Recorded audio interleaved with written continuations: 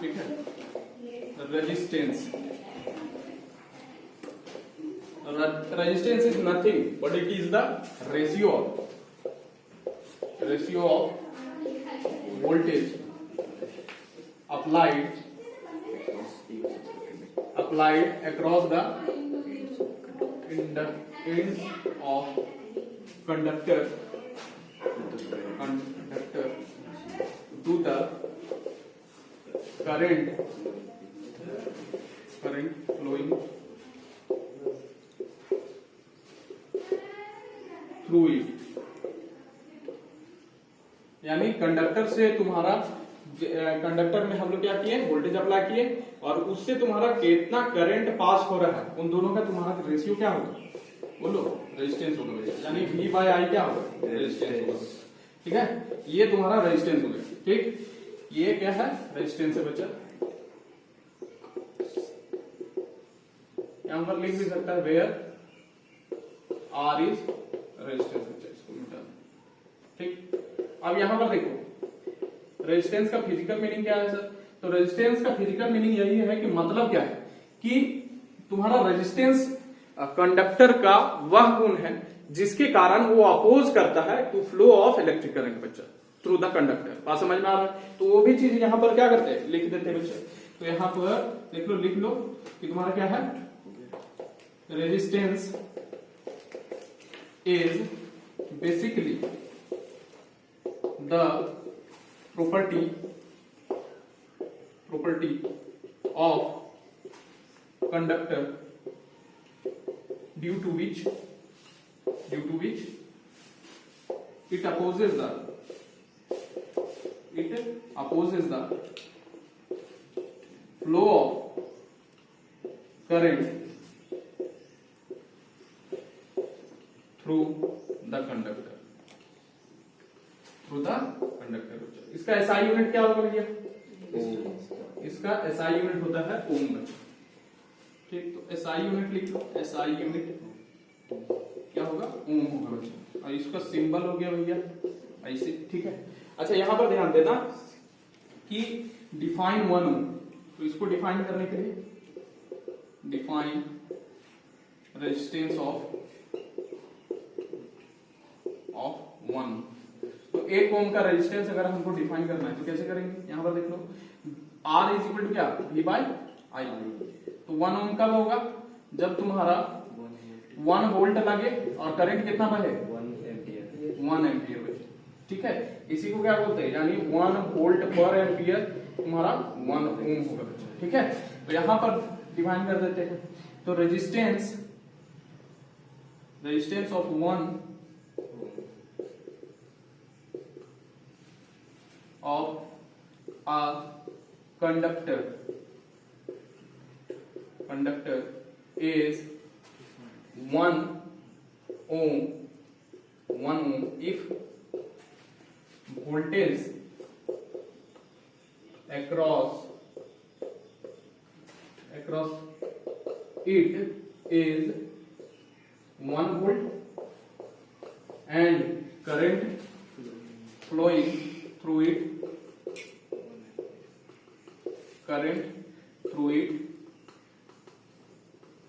is 1 ampere बच्चा। Current flowing, ऐसा लिख लो, current flowing through it is 1 ampere. दोनों ठीक है, कोई दिक्कत नहीं है। बात समझ में आ रहा है। तो अब इसका डायमेंशन तुम लोग निकाल सकता है।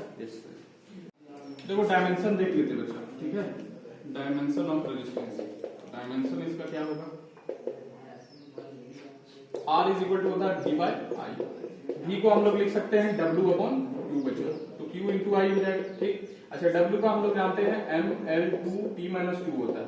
ठीक, और Q का हम लोग जानते हैं direct Q is equal to I is equal to Q upon T होता है। इसीलिए Q इज इक्वल टू क्या हो जाएगा, I इंटू T हो जाएगा Q बच्चा। बात समझ में आ रहा है कि नहीं। और इसके कारण तुम्हारा इसका एम्पियर लेते हैं, ये बेस यूनिट है, ये T हो जाएगा। ठीक, तो इसका लिखे AT और तुम्हारा I का अपना खुद ये बेस यूनिट है, इसीलिए इसका एम्पियर लेते हैं। ठीक है, डायमेंशन। अब ये क्या करेगा, तुम्हारा ऊपर जाएगा, यहां पर देख लो, ये ML2T-2 हो गया, ये A और A स्क्वायर हो जाएगा, A स्क्वायर ऊपर जाएगा तो A-2 हो गया, और ये T माइनस, यहाँ T है तो T-1 ऊपर जाएगा तो ये T-3 हो जाएगा। ठीक है। तो डायमेंशन क्या होगा रेजिस्टेंस का? रेजिस्टेंस का डायमेंशन होगा तुम्हारा बच्चा, यहां से लिख लेते हैं, रेजिस्टेंस का डायमेंशन ML2 T-3 A- ये तुम्हारा डायमेंशन, ठीक है, रेजिस्टेंस का। देखो बच्चा, रजिस्टर का बात करते हैं थोड़ा सा, ठीक है। रजिस्टर क्या होता है? तो रजिस्टर वो डिवाइस है बच्चा जो रेजिस्टेंस प्रोड्यूस करे, मतलब लिख सकते हैं इट इज अ डिवाइस या इलेक्ट्रिकल कंपोनेंट बोल देते हैं, एक electrical, it is an electrical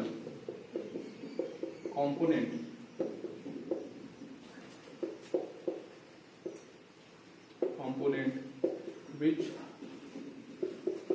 opposes the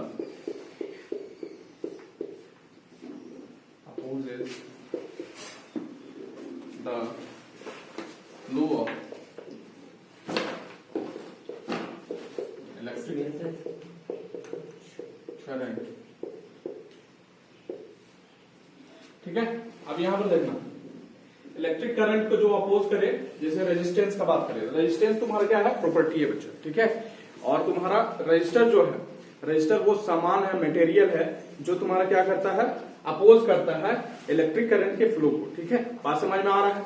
तो यहां पर देखो, यह डिवाइस है जो बोल सकता है, ठीक है, इलेक्ट्रिकल कंपोनेंट, ठीक। अच्छा, रजिस्टर के बारे में बहुत पहले से तुम लोग पढ़ चुका है, तो यहां पर पढ़ना खास क्या है, जो कि तुम्हारा क्या है, तुम लोग को लिखना है, देख लो यहां पर, टाइप्स ऑफ रजिस्टर। तो दो टाइप का बेसिकली तुम्हारा रजिस्टर आता है बच्चा, ठीक है। यहीं पर लिख सकते हैं, इसको मिटा दे। देखो, पहला टाइप जो होगा तुम्हारा वो वायर वुंड रजिस्टर, जिसी को बोलते हैं तुम्हारा, इसको अलॉय रजिस्टर, अलॉय रजिस्टर, ठीक है बच्चों।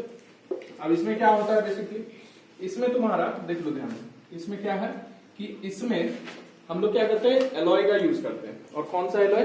जैसे तुम्हारा आयरन वगैरह में लगता है तुम्हारा तीन मतलब मटेरियल यूज कर सकते हैं, जैसे कॉन्स्टेंटाइन, ठीक है, और तुम्हारा मैंगनीज और नाइट्रोन,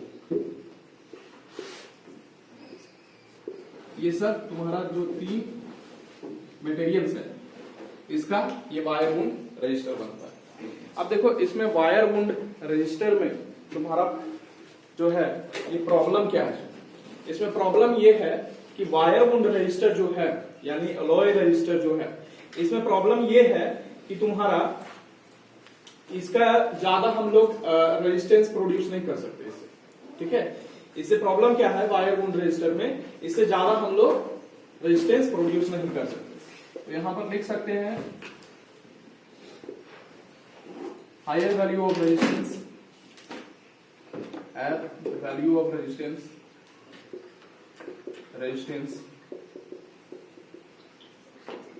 cannot achieve the picture.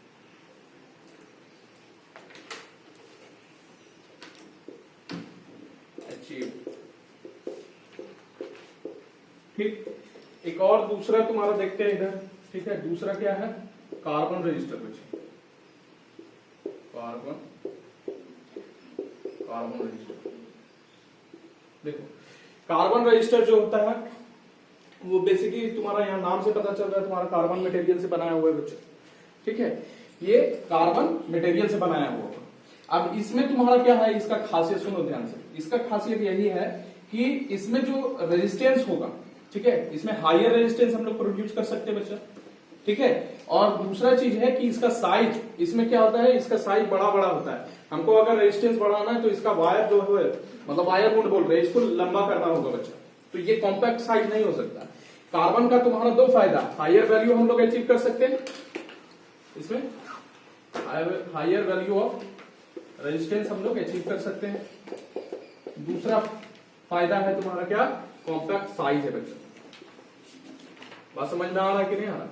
तो बेसिकली तुम्हारा जो अभी बनाया जाता है वो तुम्हारा कार्बन रजिस्टर तुम्हारा बेसिकली बनाया जाता है। बात समझ में आ रहा है कि नहीं? तो कार्बन रजिस्टर, आप देखो ध्यान से, कार्बन रजिस्टर का जो साइज होता है वो बहुत छोटा होता है बच्चा, और छोटा होता है तो उसका वैल्यू ऑफ रेजिस्टेंस लिखना तुम्हारा पॉसिबल नहीं है, इतना छोटा छोटा होता है। ठीक है, अगर सर्किट हो तो अभी हम दिखा देते, इतना छोटा रजिस्टर होता है बच्चा।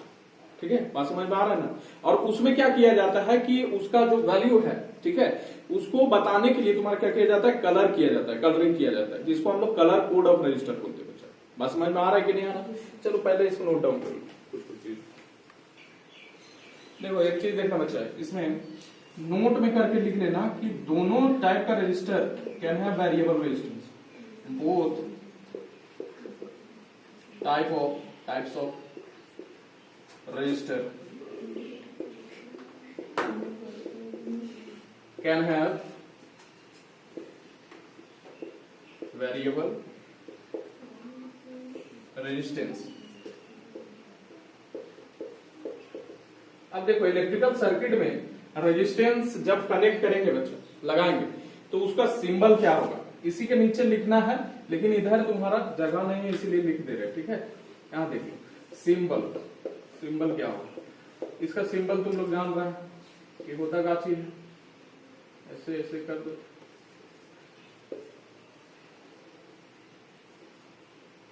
ये तुम्हारा हो गया,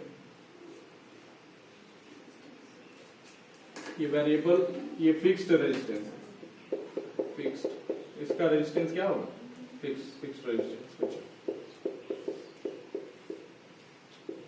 और अब यहां पर देखो दूसरा तुम्हारा वेरिएबल, इसको ऐसे लगा दे, या फिर इसी को ऐसे भी लिख सकते हैं, इधर बनाते और करके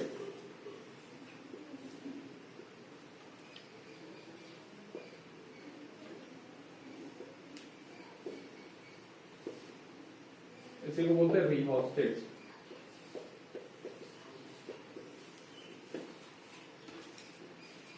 रेजिस्टिविटी क्या होता है बच्चा, इसका बात हम लोग करते हैं। ठीक है, तो यहां देखना सबसे पहले तुम्हारा रेजिस्टेंस के बारे में। ठीक है, रेजिस्टेंस हम लोग जानते हैं as resistance is equal to, हम तुमको बताए थे ये वाला फॉर्मूला बच्चा, जब ब्रीफ वेलोसिटी वगैरह निकाल रहे थे, M N E square tau L upon A, ये कहीं दिखाए थे फॉर्मूला, याद है क्या? याद है? ये करवाए थे कहीं, ध्यान दो, ये करवाए कहीं पर, v is equal to I R तुम्हारा जब करवा रहे थे तुम्हारा ये वाला तुम्हारा ओम्स लॉ में है, तो उस समय आर जो निकाल के आया था, आर जो कांस्टेंट लिए थे वो तुम्हारा ये वाला था बच्चा, तुम्हारा आर का वैल्यू तुम्हारा ये पूरा का पूरा निकला था, आर का वैल्यू ये पूरा का पूरा निकला था, जाके पीछे देख लो नोट। ठीक है, बात समझ में आ रहा है कि नहीं आ रहा? नोट्स में देख लेने का। अब देखो बताना क्या है, ध्यान से सुनो, यहां पर क्या है, रेजिस्टेंस देखो किस किस चीज पर डिपेंड कर रहा है। देखो कोई भी अगर कंडक्टर है बच्चा, तो उसमें m जो है वो मास ऑफ इलेक्ट्रॉन है बच्चा, इलेक्ट्रॉन का मास बदलने वाला नहीं है, कभी बदलेगा क्या? नहीं बदलेगा। दूसरा बात है चार्ज कभी बदलेगा क्या? चार्ज जो इलेक्ट्रॉन पर है वो चार्ज वही रहेगा बच्चा, वो कांस्टेंट रहेगा बच्चा, तो बदलेगा क्या सर? बदलेगा, एक बदल सकता है तुम्हारा number of electrons per unit volume, या हाँ number of electrons per unit volume जो है n है, यही तो बताए थे, तो n बदल सकता है, कैसे बदलेगा सर उसका बात भी करेंगे। और यहां पर जो टाउ है, एवरेज रिलैक्सेशन टाइम जो है, ये बदल सकता है बच्चा। ठीक है, बात समझ में आ रहा है? ये भी बदल सकता है, ये भी बदल सकता है। और कंडक्टर अगर लेंगे हम लोग, गिवन कंडक्टर नहीं है, मतलब उसका हम लोग अगर मान लो लेंथ बदल सकते हैं, लेंथ भी बदल सकते हैं, और एरिया ऑफ क्रॉस सेक्शन भी बदल सकते हैं, मोटा तार भी ले सकते हैं, पतला तार भी ले सकते हैं बच्चा, लेंथ अलग अलग ले सकते हैं। तो इसमें जो चेंज होगा वो लेंथ होगा, एरिया होगा, और तुम्हारा क्या है, यहां पर देखो number of electrons per unit volume change होगा और तुम्हारा एवरेज रिलैक्सेशन टाइम चेंज होगा बच्चा। बात समझ में आ रहा है? बाकी दो चीज यहां पर क्या होगा, कांस्टेंट होगा बच्चा। बात समझ में आ रहा है कि नहीं आ रहा? अब देखो ये वाला तुम्हारा L/A जो है ये तुम्हारा डायमेंशन है बच्चा कंडक्टर का। बात समझ में आ रहा है? लेंथ ही तो ले रहे हैं, यानी ज्योमेट्री है बच्चा। बात समझ में आ रहा है? लेंथ और एरिया तुम्हारा बच्चा। बात समझ में आ रहा है कि नहीं? ये तुम्हारा दोनों क्या है, डायमेंशन है बच्चा, ठीक है, यानी ज्योमेट्री है बच्चा। बात समझ में आ रहा है? और ये वाला N जो है number of electrons per unit volume, और जो एवरेज रिलैक्सेशन टाइम है ये इंटरनल प्रॉपर्टी है, इंटरनल प्रॉपर्टी है कंडक्टर का, यानी मटेरियल प्रॉपर्टी है बच्चा। बात समझ में आ रहा है कि नहीं? अंदर का प्रॉपर्टी है ना, इसको तो तुम बाहर से ले तो तुम्हारा बढ़ा सकता है, एरिया ऑफ क्रॉस सेक्शन अलग अलग ले सकता है बच्चा। बात समझ में आ रहा है? लेकिन number of electrons per unit volume और एवरेज रिलैक्सेशन टाइम वो अंदर का चीज है बच्चा। बात समझ में आ रहा है कि नहीं आ रहा? बुझ लिस कि ना बुझ लिस? तो यहां सबसे पहले देखो तुम्हारा कि तुम्हारा दो चीज पर तुम्हारा रेजिस्टेंस डिपेंड कर रहा है। क्या क्या चीज पर डिपेंड कर रहा है भैया? एम और ई कांस्टेंट है, तो एक तो तुम्हारा नेचर ऑफ द मटेरियल पर डिपेंड कर रहा है बच्चा कि मटेरियल कैसा है। मटेरियल जैसा होगा, अलग अलग होगा, तो तुम्हारा number of electrons per unit volume अलग अलग होगा बच्चा। और तुम्हारा एवरेज रिलैक्सेशन टाइम, जो सक्सेसिव कॉलिजन होता है इलेक्ट्रॉन्स के बीच में, वो तुम्हारा उसके बीच का जो टाइम होता है रिलैक्सेशन टाइम या मीन फ्री टाइम, वो तुम्हारा अलग अलग होगा बच्चा हर एक मटेरियल में। बात समझ में आ रहा है? अब देखो यहां ध्यान से, तो तुम्हारा ये एल और ए तुम्हारा क्या हो गया, ज्योमेट्री डायमेंशन हो गया बच्चा। तो दो चीज पर डिपेंड करेगा, एक तो तुम्हारा नेचर ऑफ द मटेरियल और एक दूसरा चीज तुम्हारा किस पर डिपेंड करेगा, लेंथ और एरिया पर बच्चा। बात समझ में आ रहा है? तो यहां पर लिख देंगे कि resistance of a conductor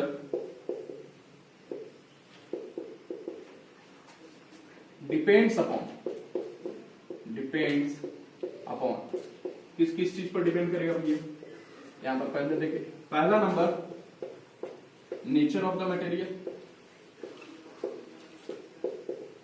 nature of the material बच्चा। अच्छा, दूसरा number dimension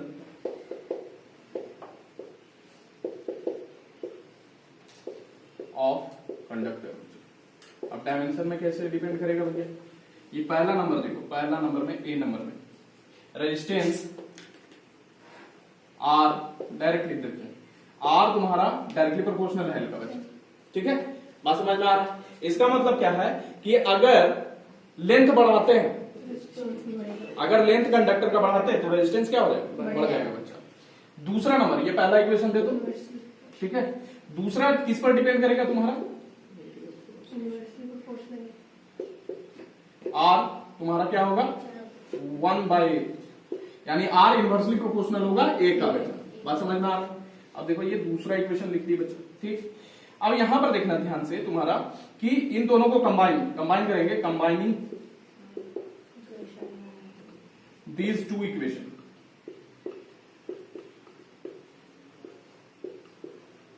one and two, तो क्या हमको मिलने वाला है? हमको मिलेगा आर जो है प्रोपोर्शनल है तुम्हारा L/A का बच्चा, ठीक है? अगर एरिया ज्यादा होगा, एरिया ऑफ क्रॉस सेक्शन अगर ज्यादा होगा बच्चा, ठीक है, कंडक्टर का, तो रेजिस्टेंस तुम्हारा कम हो जाएगा। इसीलिए बताया कि तुम्हारा मोटा वायर का जो रेजिस्टेंस होता है वो कम होता है कंपेयर करे अगर पतला वायर से बच्चा। बात समझ में आ रहा है कि नहीं आ रहा?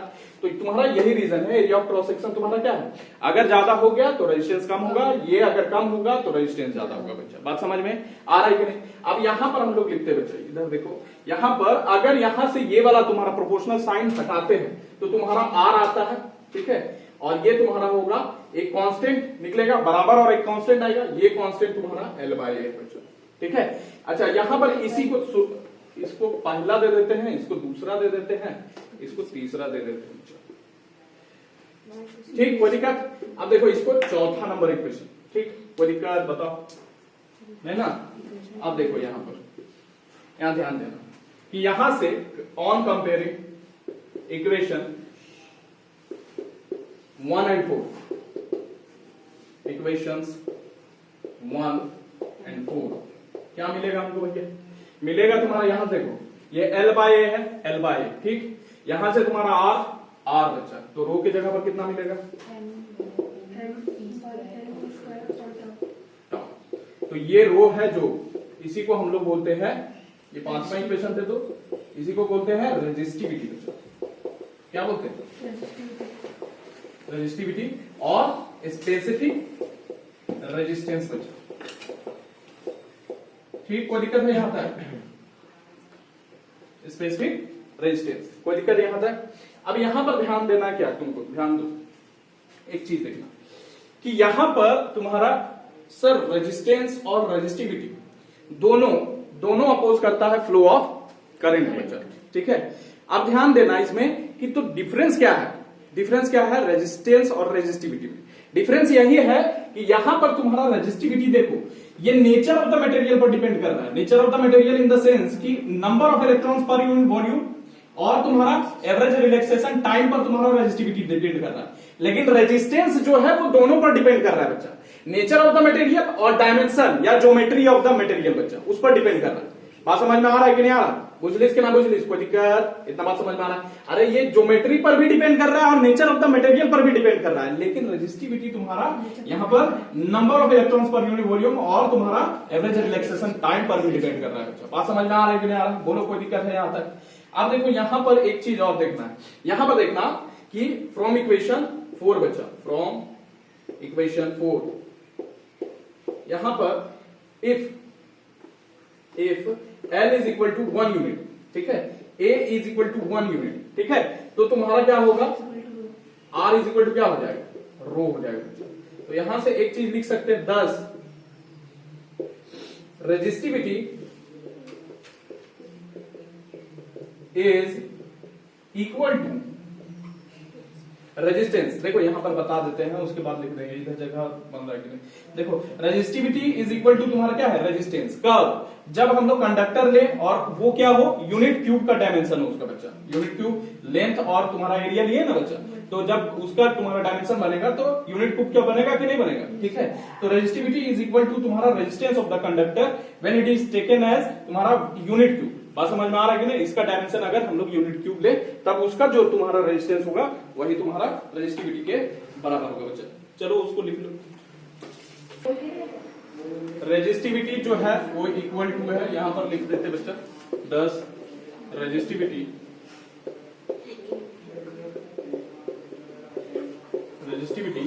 Of a material is equal to resistance of unit cube of material. ध्यान दो, ध्यान क्या देना है कि रेजिस्टेंस तुम्हारा रेजिस्टिविटी का इक्वल हो जाता है कब, जब लेंथ 1 ले लेंगे और एरिया 1 ले लेंगे बच्चा। तो यूनिट क्यूब अगर लेंगे तो उसका एरिया भी कितना होगा, 1 यूनिट का होगा, और उसका लेंथ भी कितना होगा, 1 यूनिट का होगा बच्चा। इसीलिए यहां पर देखे हैं कि resistivity of a material is equal to resistance of unit cube of material बच्चा। बात समझ में आ रहा है कि नहीं आ रहा? कोई दिक्कत? तो ये चीज यहां पर लिख देना, तुम्हारा नीचे लिखना है। अब देखो इसका डायमेंशन हम लोग निकालते बच्चा, डायमेंशनल फॉर्मूला, ठीक, कोई दिक्कत? तो डायमेंशन अगर निकालेंगे तो डायमेंशन क्या होगा भैया, ठीक है, किसका, रेजिस्टिविटी का, dimension of resistivity, dimension of resistivity. देखो यहां से R इज इक्वल टू क्या है, रो L बाय A है कि नहीं है ना, रो L बाय A है बच्चा। तो जब रो निकालेंगे तो क्या निकलेगा मेरा, रो इज इक्वल टू तुम्हारा क्या हो जाएगा, R A बाय L हो जाएगा, ठीक। अब रेजिस्टेंस का हम लोग निकाले थे, क्या था तुम्हारा डायमेंशन बताओ, इसका निकालना पड़ेगा, नहीं तो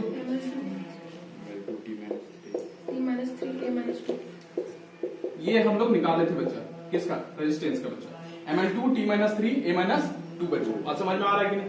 अब एरिया का देखो, एरिया का आप जब लेंगे तो इसका L स्क्वायर हो जाएगा बच्चा, ठीक, और इसका भी L बच्चा, ठीक। तो ये एक एक कट गया तुम्हारा, तो इसका डायमेंशन रो का क्या होगा,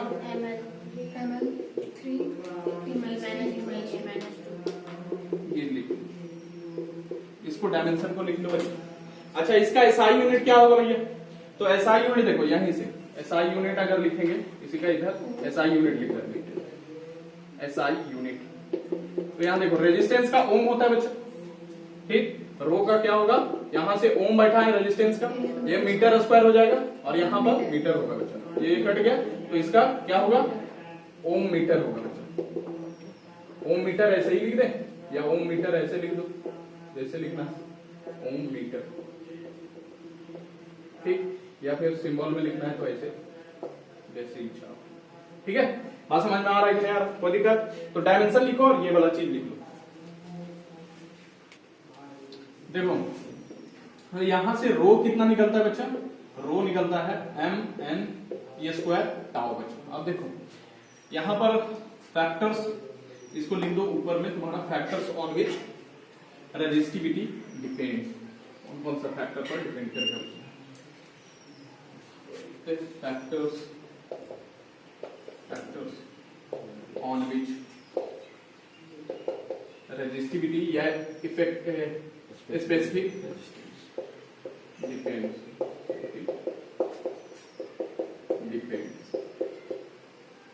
ठीक। अब क्या है इसमें देखना चाहिए, रो तुम्हारे के साथ इतना ही तो रो है, ठीक है, ठीक, कोई दिक्कत? अब देखो इस पर किस पर डिपेंड करेगा? यहाँ मास ऑफ इलेक्ट्रॉन तुम्हारा कांस्टेंट होगा बच्चा, और चार्ज ऑन इलेक्ट्रॉन तुम्हारा कांस्टेंट रहेगा। तो डिपेंड किस पर कर रहा है? एक number of electrons per unit volume पर, और एक एवरेज रिलैक्सेशन टाइम पर डिपेंड कर रहा है। बात समझ में आ रहा है कि? अब देखो ध्यान से देखना कि इसमें टेम्परेचर अगर हम लोग क्या करते हैं, इंक्रीज करते हैं, टेम्परेचर अगर हम लोग क्या कर देते हैं, बढ़ा देते हैं, टेम्परेचर बढ़ाते, अगर बढ़ा दें टेम्परेचर, तो क्या होगा कि एक कंडक्टर में पहले नॉर्मली जितना निकल रहा था इलेक्ट्रॉन्स, आयनाइज हो जा रहा था, मतलब हल्का सा उसको एनर्जी मिल रहा था, वो फ्री इलेक्ट्रॉन बन जा रहा था बच्चा, ठीक है, इलेक्ट्रॉन जो बाउंड इलेक्ट्रॉन था पहले, ठीक है। तो यहां पर क्या होगा कि अगर टेम्परेचर बढ़ाएंगे तो तुम्हारा मटेरियल में तुम्हारा क्या होगा, और ज्यादा तुम्हारा इलेक्ट्रॉन इजेक्ट हो सकता है बच्चा। बात समझ में आ रहा है? तो टेम्परेचर बढ़ाने से number of electrons per unit volume बढ़ सकता है बच्चा। बात समझ में आ रहा है कि नहीं आ रहा? बुझलिस कि ना बुझलिस? कोई दिक्कत है इतना बात? अच्छा, दूसरा चीज कि अगर टेम्परेचर बढ़ाएंगे तो दूसरा चीज क्या होगा तुम्हारा, कि ये टेम्परेचर डिपेंडेंस वाला कहानी बता रहे हैं कि अगर तुम्हारा टेम्परेचर अगर बढ़ाएंगे तो जो एवरेज रिलैक्सेशन टाइम है वो भी बढ़ जाएगा बच्चा।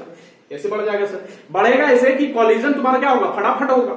अरे टेम्परेचर बढ़ाएंगे तो उसके पास एनर्जी ज्यादा मिलेगा बच्चा, तो तुम्हारा कॉलिजन फटाफट होगा बच्चा, धड़ाधड़ होगा ये। बात समझ में आ रहा? तो रिलैक्सेशन टाइम क्या होता था, सक्सेसिव कॉलिजन के बीच में जो टाइमिंग लगता है वो क्या हो जाएगा तुम्हारा, घट जाएगा बच्चा।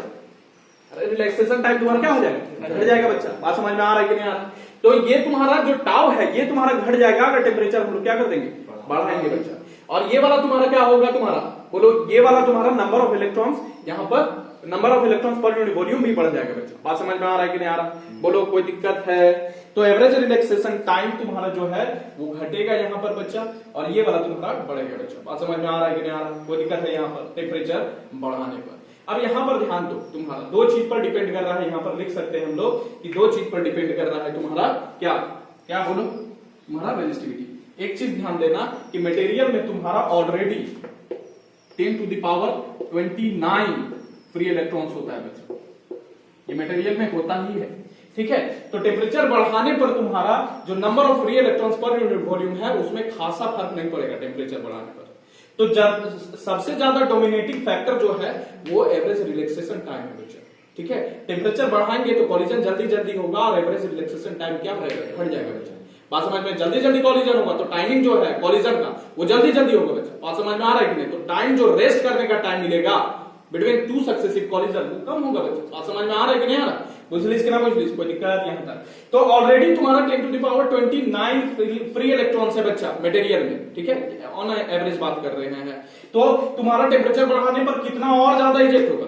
सबसे ज्यादा डोमिनेटिंग फैक्टर तुम्हारा क्या है, एवरेज रिलैक्सेशन टाइम। ज्यादा इलेक्ट्रॉन्स इजेक्ट नहीं होता है क्योंकि ऑलरेडी ज्यादा है उसमें बच्चा। बात समझ में आ रहा है कि नहीं आ रहा? बुझलिस कि ना बुझलिस? तो दो चीज पर डिपेंड कर रहा है। पहला चीज रेजिस्टिविटी डिपेंड्स अपॉन, यहां पर लिख सकते हैं तुम्हारा रो डिपेंड्स अपॉन,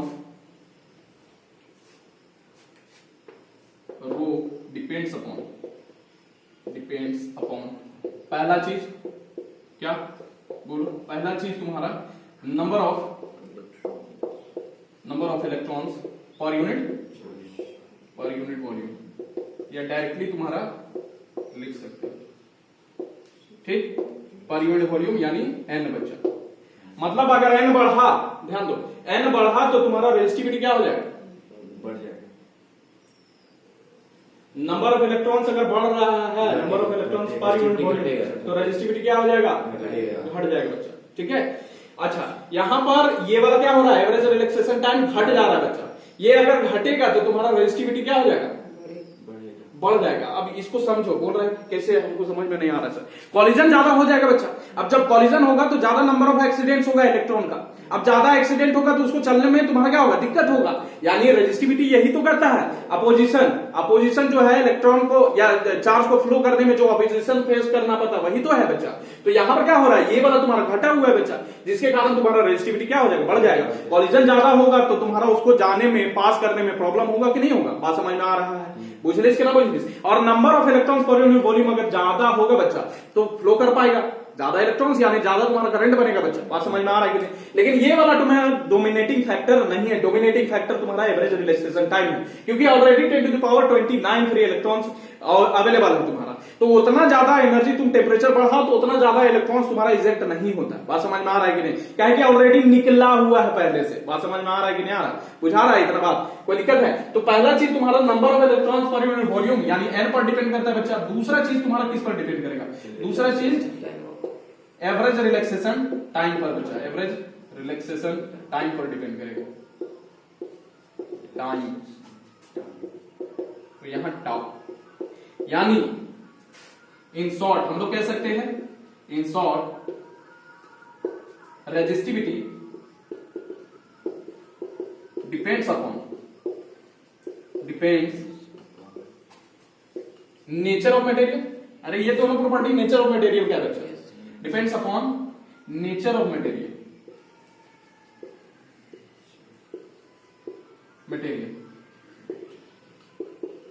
एक चीज देखना, हाउएवर जो रेजिस्टेंस है, रेजिस्टेंस दोनों चीज पर डिपेंड कर रहा है। एक फिजिकल डायमेंशन पर बच्चा, जो एल और एरिया है यहां पर, और ये तुम्हारा ये मटेरियल पर भी बच्चा। However resistance depends upon both, यहां लिख देते बच्चा इधर, upon both nature of material